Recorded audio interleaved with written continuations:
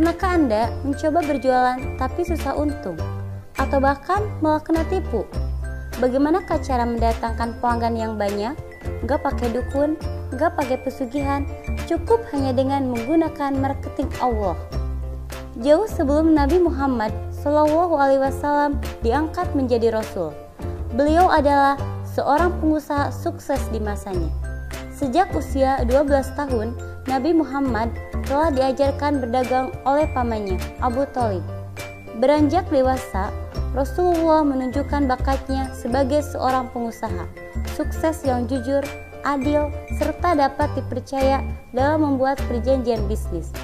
Modal itulah yang membuat usahanya terus berkembang dan menambahkan pundi-pundi kekayaan beliau. Bayangkan saja oleh Anda, saat Rasulullah menikah dengan Siti Khadijah, beliau memberikan mas kawin sebanyak 1.750.000.000, di mana saat itu bentuk mas kawinnya berupa 125 ekor unta terbaik. Jika satu ekor unta saja sudah berkisarkan 14 juta rupiah, maka untuk 125 ekor unta silakan hitung sendiri angkanya.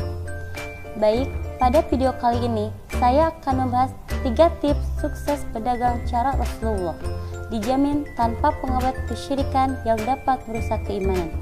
100% murni resep dari Allah. Apa sajakah itu? Pada surat Fatir ayat 29 dan 30. A'udzubillahi minasyaitonirrajim. Bismillahirrahmanirrahim. Sesungguhnya orang-orang yang selalu membaca kitab Allah, Al-Quran, dan melaksanakan sholat dan menginfakkan sebagian rezeki yang kami anugerahkan kepadanya dengan diam-diam dan terang-terangan, mereka itu mengharap perdagangan yang tidak akan rugi, agar Allah menyempurnakan pahalanya kepada mereka dan menambah karunia-Nya. Sungguh, Allah Maha Pengampun, Maha Mensyukur. Shadaqallahul Azim. Menurut ayat ini, ada 3 solusi untuk dihindarkannya dari kerugian berdagang. Yang pertama, selalu membaca dan mempelajari kitab Allah. Rasul adalah seorang Arab, makanya Quran diturunkan memakai bahasa Arab. Kalau Anda tidak bisa berbahasa Arab, Anda bisa membaca artinya, supaya Quran tetap Anda pahami dan menambah ilmu. Kami menjadikan Al-Quran dalam bahasa Arab agar kamu mengerti. Quran Surat Zuhruf ayat 3. Dan jangan dibaca cepat-cepat karena ingin cepat paham atau hatam. Jangan engkau Muhammad gerakan lidahmu untuk membaca Al-Quran karena hendak cepat-cepat mengusainya. Sesungguhnya kami yang akan mengumpulkan di dadamu dan membacakannya. Quran Surat Al-Qiyamah 16-17. Shadaqallahul Azim. Dari Utsman bin Affan berkata bahwa Rasulullah SAW bersabda, "Khairukum man ta'allamal Qur'ana walau malahu." Sebaik-baik kalian adalah yang mempelajari Al-Quran dan mengajarkannya. Dan Rasul pun berkata, "Ballighul anni walau ayah." Sampaikanlah dariku walau hanya 1 ayat. Jadi sudah jelas kan, ketika sedang berjualan dan ngobrol dengan pelanggan atau sesama pedagang, daripada ngegosip nggak jelas, mendingan sampaikan sedikit ayat, insya Allah lebih berkah. Dan yang kedua, sholat awal waktu. Jangan pernah sekali-kali meninggalkan sholat ketika berjualan. Toko bisa dititipkan terlebih dahulu atau ditutup sementara. Allah yang kasih rezeki, Allah juga yang mendatangkan pelanggan. Sholatlah tepat waktu, setelahnya berdoa dan minta rezeki kepada Allah. A'udzubillahi minasyaitonirrajim. Bismillahirrahmanirrahim. Orang yang tidak dilalaikan oleh perdagangan dan jual beli dari mengingat Allah, melaksanakan sholat dan menunaikan zakat, mereka takut kepada hari ketika hati dan penglihatan menjadi guncang, hari kiamat. Mereka melakukan itu agar Allah memberi balasan kepada mereka dengan yang lebih baik daripada apa yang telah mereka kerjakan, dan agar Dia menambah karunia-Nya kepada mereka. Dan Allah memberi rezeki kepada siapa saja yang Dia hendaki tanpa batas. Shadaqallahul Azim.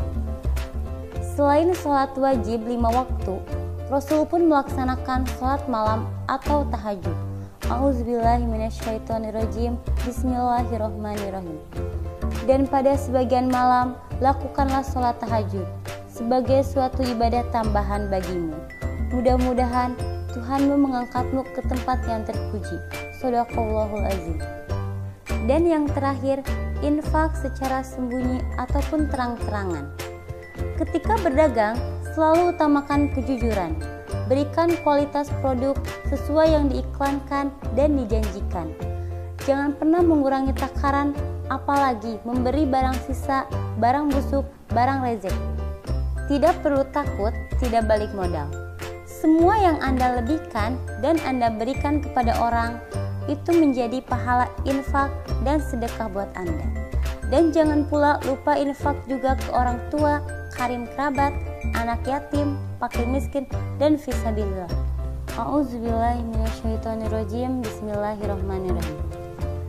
Dan dialah yang menjadikan tanaman-tanaman yang merambat dan yang tidak merambat, pohon kurma, tanaman yang beraneka ragam rasanya, zaitun dan delima yang serupa bentuk dan warnanya dan tidak serupa rasanya.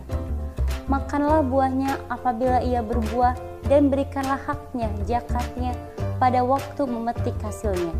Tapi janganlah berlebih-lebihan. Sesungguhnya Allah tidak menyukai orang-orang yang berlebihan. Shadaqallahul azim. Bahkan Rasul pun berani memberikan lebih dari seharusnya demi kepuasan pelanggan. Setelah berhijrah ke Madinah, Rasulullah membangun pasar muslim yang diprakarsai oleh Abdurrahman bin Auf.